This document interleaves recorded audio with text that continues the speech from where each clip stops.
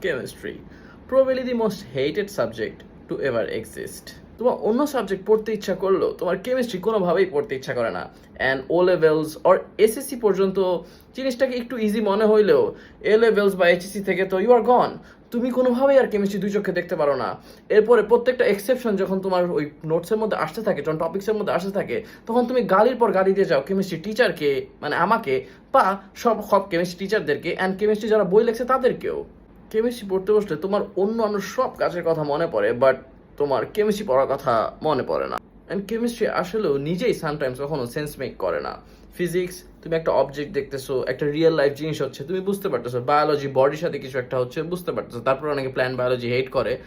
But chemistry কি হইতেছে ভাই? Literally this is what is happening exactly. But আমি জানি তোমাদের মধ্যে অনেকেরই কেমিস্ট্রি প্রবলেম হয়। আসলে কাজটা হচ্ছে দে ওয়ার্ক ইন ব্যাকগ্রাউন্ড, মানে একটা মলিকুলার লেভেলে জিনিসটা কাজ করা। অ্যান্ড তুমি যদি কেমিস্ট্রিতে এক্সপার্ট হতে চাও তাহলে তোমার ভিজুয়ালাইজেশনটা খুব ভালোভাবে পারতে হবে। মানে এক্স্যাক্টলি একটা পার্টিকেলের লেভেলে জিনিসটা কি হচ্ছে, দুইটার মধ্যে কিভাবে রিয়াক্ট করতেছে, কি হচ্ছে না হচ্ছে, you can understand that by visualizing, by imagining at a very molecular level. And you can also watch my video, যেখানে আমি খুব ইজিলি মজাদার কিছু এক্সাম্পলস দিয়ে তোমাদেরকে কেমিস্ট্রি বোঝাই।